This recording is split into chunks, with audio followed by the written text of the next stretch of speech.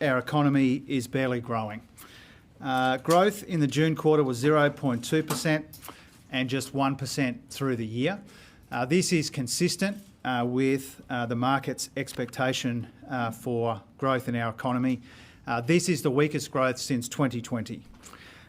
This is the inevitable consequence of global economic uncertainty, persistent but moderating inflation and higher interest rates.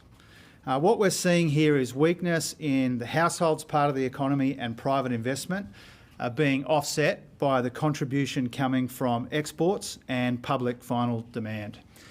The main story in these figures is consumption. Consumption went backwards and discretionary spending fell substantially. And to get your head around that, in through the year terms, we saw around the same growth in the year as we usually see in a single quarter when it comes to consumption. And that gives you a sense here of consumption going backwards, but particularly discretionary spending, which has fallen really quite substantially. The other key takeouts that you would have seen in the data, real household incomes grew, services exports made a very useful contribution, dwellings and new business investment were flat, and productivity continues to be a challenge in our economy and has been for some decades. At a time when 2/3 of the OECD have seen their economy go backwards at least one quarter, we haven't done that. And so in that context, in the context of a really difficult global economic environment, any growth in our economy is welcome growth. This is an economy being buffeted by global uncertainty, price pressures and higher interest rates. We've got a lot going for us, but we know that people are under substantial pressure. Almost 1 million jobs have been created on our watch. Inflation has halved from its peak in the year that we were elected. Real incomes are growing. Tax cuts are rolling out and we're helping with the cost of living. But we know, and we see in this data, that people are still doing it tough, and that's why the cost of living remains our highest priority. Helping people with the cost of living is the highest priority of the Albanese Labor government. Now, without government spending or without government spending growth, there'd be no growth in the economy at all. And the main contributors to that are health spending. Public final demand growth in annualised average growth terms is still lower at 3.3% than the 4.7% we saw under our predecessors, but it's making a really vital contribution here. Let me make that clear again. Without government spending, without growth in government spending, there'd be no growth in our economy at all. That is primarily health spending. Public final demand growth is still lower than what we saw under our predecessors, but it's making a useful contribution when it comes to the June quarter. Now, this justifies the way that we've managed the economy responsibly. Fighting inflation as our primary concern, but doing that without slashing and burning in a budget which is in a budget and in an economy which is already weak, and when people are already doing it tough. This vindicates the approach that we took in the budget, and it frankly torpedoes a lot of the free advice that we got at budget time to cut harder and harsher. That would have been a recipe for a much weaker economy. We know that from the June quarter data that you have before you now. So we will continue to manage the economy in the most responsible way that we can, maintaining a primary focus on inflation, but rolling out cost of living relief in the most responsible way.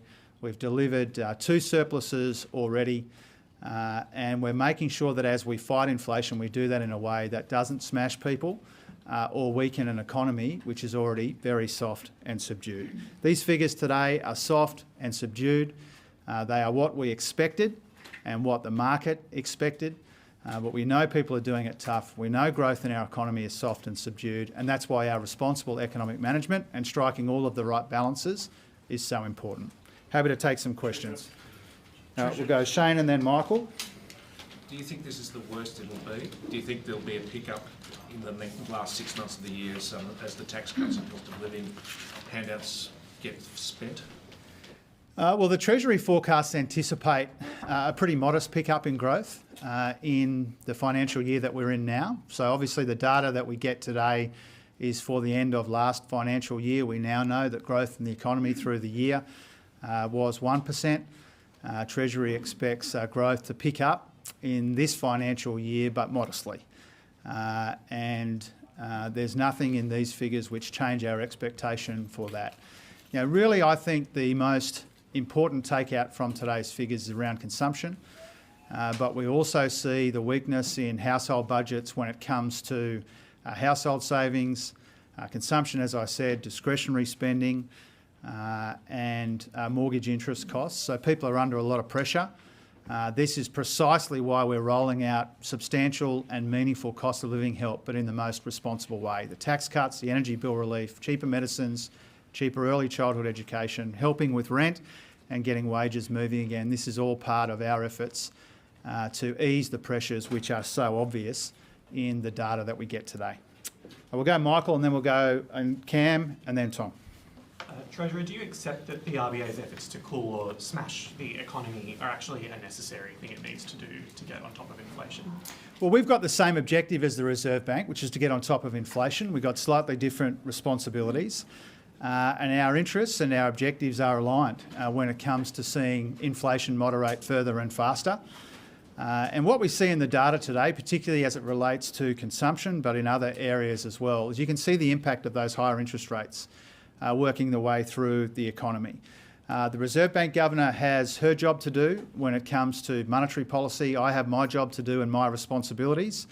And what you'll see here is really why it's so important that we've maintained that primary focus on inflation, but we've rolled out cost of living relief, we've got the budget in better nick, and we've done all of that cognizant of the balance of risks in our economy. And you'll recall, Michael and others will recall in this room and on other occasions, you know, for the bulk of this year we've been talking about the balance of risks in the economy. And at budget time in particular, we said and we meant we've maintained this primary focus on inflation, but we need to be focused on the fact that the economy is soft. And I think the data that we get today has vindicated that approach. Cameron, then Tom. Treasurer, the Reserve Bank and the Chief Economist there has said in recent weeks that the economy was running a bit hot in its view.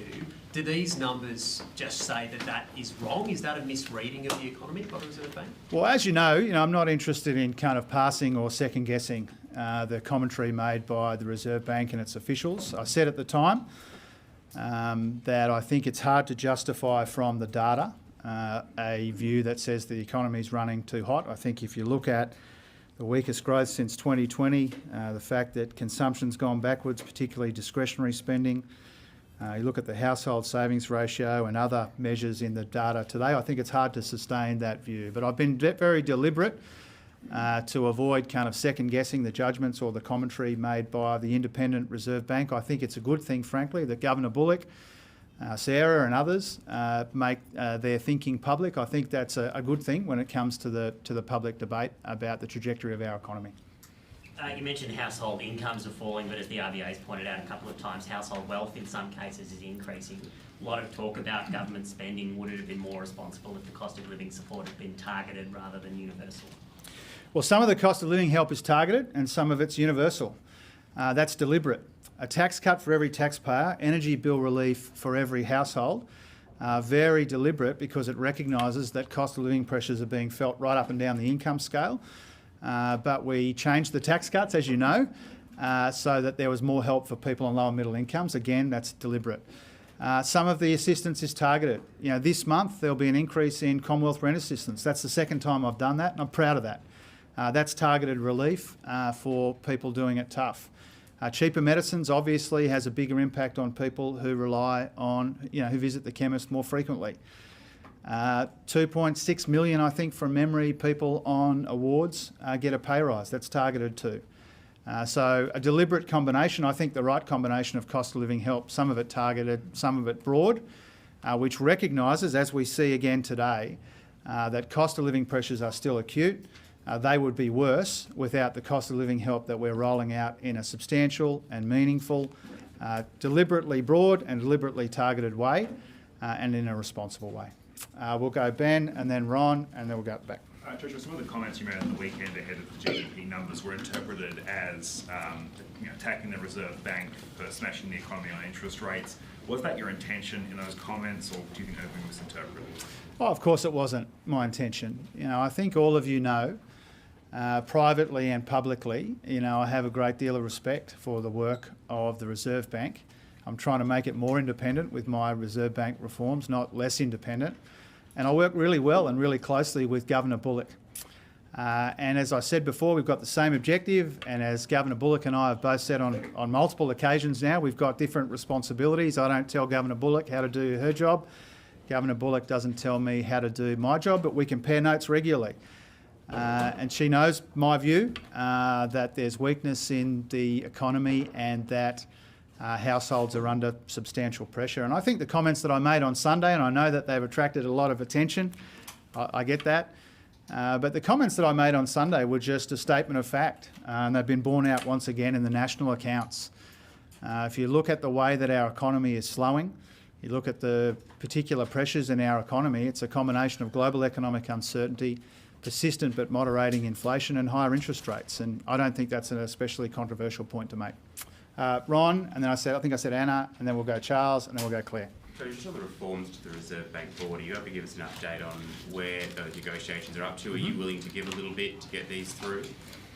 Oh, I am, and I have. So the ball is currently in the Shadow Treasurer's court. I've made it quite clear, as you know, that we've given really quite substantial ground when it comes to Reserve Bank reforms. And again, that's deliberate because I want to make sure they're bipartisan. I think these are really important reforms. And all of my efforts for some time, and some of you have been covering this for years, all of my efforts have been trying to reach a bipartisan consensus. Angus Taylor, to his credit, has raised with me privately and also indicated publicly there are about half a dozen issues where he's got either a different view to the RBA review or a different view to what we proposed, or where there's been a line ball 50-50 call where he's got a preference. And on every single one of those, I've accommodated his preference. There hasn't been anything that he has raised where I haven't tried to accommodate his view. And that's because I want to land it. I'd like to legislate it this year. I'd like it to start at the start of next year. I'd like it not to be part of an election campaign. And I'd like it to be an agreement between the two major governing parties in the Senate. Anna. Treasurer, living standards have fallen for the last 18 months while you've been in government. So how much responsibility do you take for economic management that has led to this outcome? Yeah, I take responsibility for the government's economic plan, the government's economic management. I've made that clear every single time that I'm asked. And obviously one of the major concerns that we have, that we're dealing with, is the fact that incomes and cost of living pressures have been a big part of the worries that people have around the country. And I take responsibility for rolling out this cost of living relief, delivering these couple of surpluses, trying to balance all the risks in the economy. I take responsibility for my part in the fight against inflation. And one of the government's defining objectives is to make it easier for people to earn more and keep more of what they earn. Wages are moving again more substantially than they were under our predecessors. There's a tax cut for every taxpayer. Those things are important, but we don't pretend that every single challenge in the budget or in the economy, and especially in household budgets, has been addressed. But we are helping, and we're doing that in a substantial, meaningful but responsible way. Charles, then Claire. Treasurer, the slowest yearly growth outside the pandemic since the early 90s, and yet unemployment is at 4.2. What would the economy, the society look like if that unemployment rate rose? Yeah, this question I think goes to really one of the most important motivations we have, which is to get on top of inflation without smashing the labour market. And the unemployment rate has come up from the middle threes to 4.2 over the course of the last 13 months or so. But under this government, almost 1 million new jobs have been created, and that's obviously a very good thing, a source of strength in our economy. It's a record. No government has ever seen the creation of as many jobs as we're seeing under this first-term Albanese Labor government. And I think the labour market is really one of the most important areas that we need to be focused on.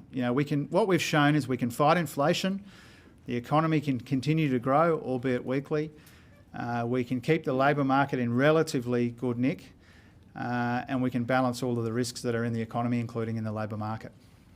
Treasurer, you said it wasn't your intention to criticise the RBA with your remarks on Sunday, but the comments have been described as ill-advised. You've had economists comparing you as the worst Treasurer since Jim Chalmers. What's your response to those kinds of criticisms? Oh, I'd like to focus on the objective observers.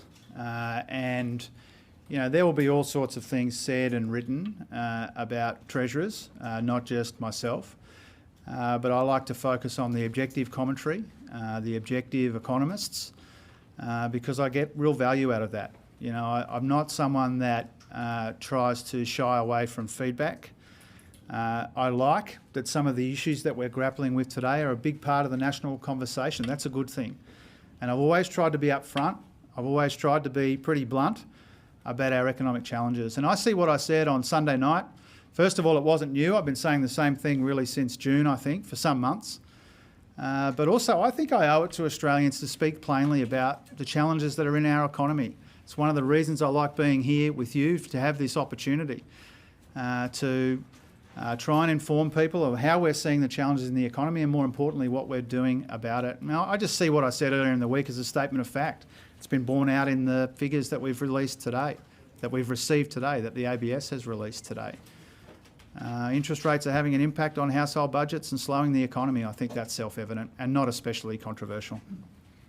We'll come over this way, so we'll go all the way from over Dom and then Mark, and then we'll come back through Jacob.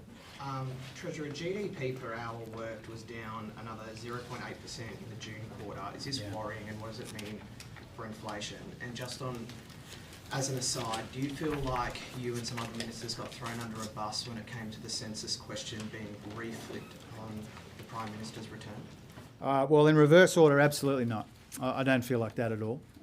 In terms of your question about productivity, I mean, productivity is a long-standing challenge in our economy, and in recent quarters we've seen little tick-ups and little ticks downs, which doesn't change our fundamental view that we've got a productivity problem in our economy, and that's why we've got a big focus on adapting and adopting technology and human capital and the energy transformation. One of the big reasons why GDP per hour worked, why we saw the outcome that you've just referenced in your question, is because of the hours part of the equation, not just the rest of the equation. But, you know, we acknowledge, we're up front, we've got a productivity challenge in our economy. That didn't just arrive in May of 2022, it's been long-standing, and it will take us a while to turn around. Mark and then Jacob. Treasurer, just on the question of the balance between anti-inflation and pro-growth policies, I think you said that without government spending there would have been no growth, but isn't it a fact that without government spending we would be in recession, and that's the important factor at the moment? Is this an argument for more government spending for you to look at now a greater emphasis on pro-growth without affecting inflation, if that's possible? Yeah. Well, first of all, I think I've flagged really since the budget, in fact, shortly before the budget, that I thought that the balance of risks in our economy was shifting. And a lot of you, to your credit, wrote that and engaged with that, and I appreciate that. Because what we've really seen in the economy, what we anticipated in the budget, was that we would need to maintain a primary focus on inflation, and we have. But as growth is soft and subdued, and we care about some of the issues in the labour market that Charles asked about a moment ago, then we need to balance those risks and we need to get it right. And you'll recall, Mark, we got a lot of free advice at budget time. People wanted us to cut harder and harsher. People were putting to me all kinds of ideas, which represented, in my view, a version of kind of scorched earth austerity, slash and burn in the budget. And we now know that would have been diabolical when it comes to growth in our economy. But we need to strike the right balance, and we are. It should never be some kind of free-for-all of public spending, and it's not. You know, I remind you again of those numbers I used before. You know, a lot of this conversation is about public final demand. You know, for us in annualised average growth terms, public final demand is 3.3. It's making an important contribution. It averaged 4.7 under our predecessors, and if you take COVID out, just the period pre-COVID, it was 4.2. So what I'm telling you there and what I'm demonstrating there and what the numbers show is that we've been really responsible, really restrained, but we haven't overdone it.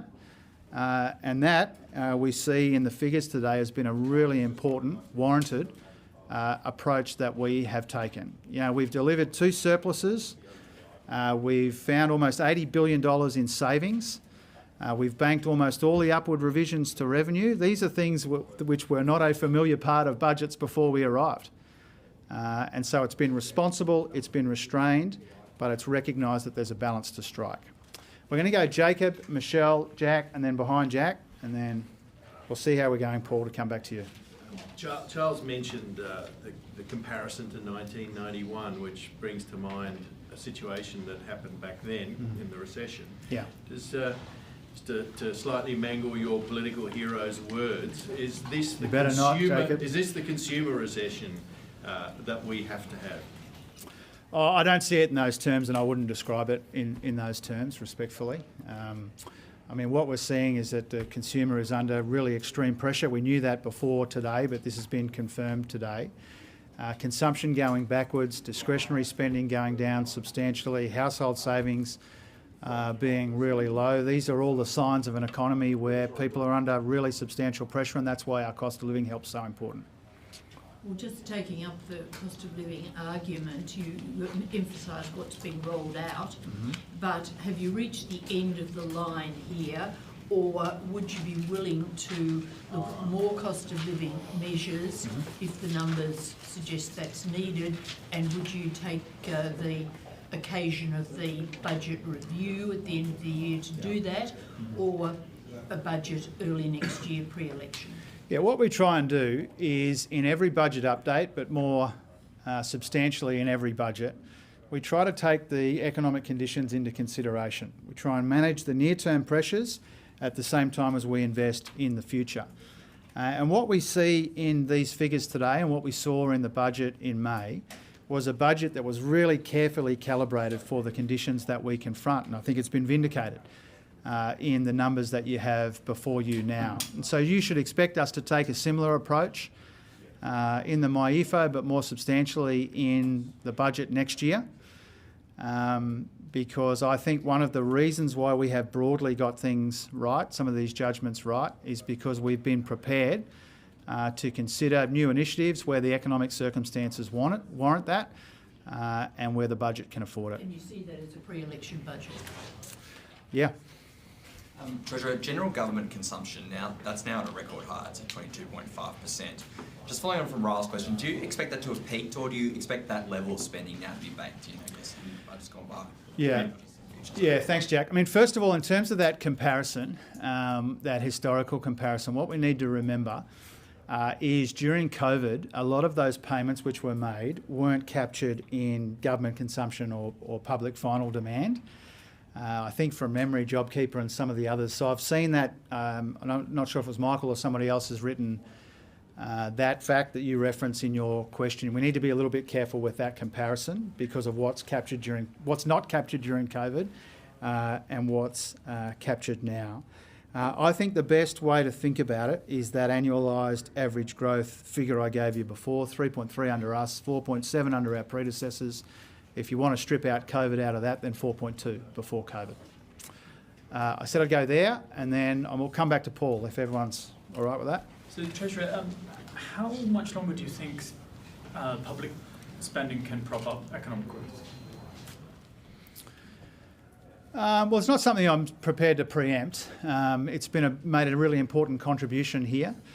And I guess it's a bit similar to Michelle's question a moment ago. You know, we'll make sure that our public spending recognises and reflects the economic conditions. We have shown much more spending restraint than our predecessors by a number of measures. We have turned those 2 big Liberal deficits into 2 big Labor surpluses, and we'll be able to release to you the final budget outcome this month, which shows what we were able to achieve in the last financial year. And so you should expect us to continue to show restraint, to continue to be responsible, but to do that in the context of an economy which is quite weak, and especially weak once you take public final demand out of it. I'm going to go to Jade and then to you, Paul. Sorry. Thanks, Treasurer. Today it's been revealed that the federal government is going to fund several priority primary care centres in Victoria following a request from the government there, whose budget is obviously under strain. Mm-hmm. What else is the Victorian government asking that you stump up cash for? Look, I'm not aware of any other specific asks. Obviously, there's a national cabinet meeting soon, and you know that the priority there is family and domestic violence, and that's as it should be. You know that we're in negotiations with the states and territories on health, on education, the NDIS, on a whole range of issues. And it's not unusual, and I say this respectfully, it's not unusual for state governments to ask federal governments for more money. That's a story as old as federation. And we do what we can to help. You know, we recognise that we represent the people of Victoria just as they do, and we want the best outcomes in the health system and otherwise for them, and we'll keep working closely with them to make sure that that's the case. We might finish up on Paul. Again on the census, could I please ask, who was the decision maker or ultimately responsible for telling the ABS that the government wouldn't be doing the gender and sexuality questions? And secondly, now that the dispute is about whether the gender and intersex characteristics questions are too complicated and too confusing, why not just release those so we can judge those for ourselves? Well, a couple of things about that. I mean, obviously, I'm not going to get into the internal processes around that. In terms of who takes responsibility, I think we take collective responsibility, and I take my share of the responsibility for the disappointment, frankly, that was felt in parts of our community. I take my share of the responsibility for that, but I'm not prepared to go into the various kind of internal discussions that have been had about it over the course of the last little while. The census is in 2026. We know that we need to do the work in advance. I'm confident that we'll get it right, and I'm confident that getting it right means being as inclusive as we can be when it comes to the census.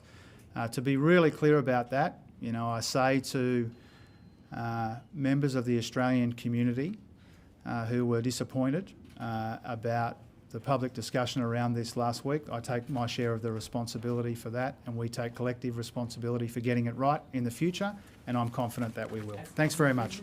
Thanks, Paul. Got to go.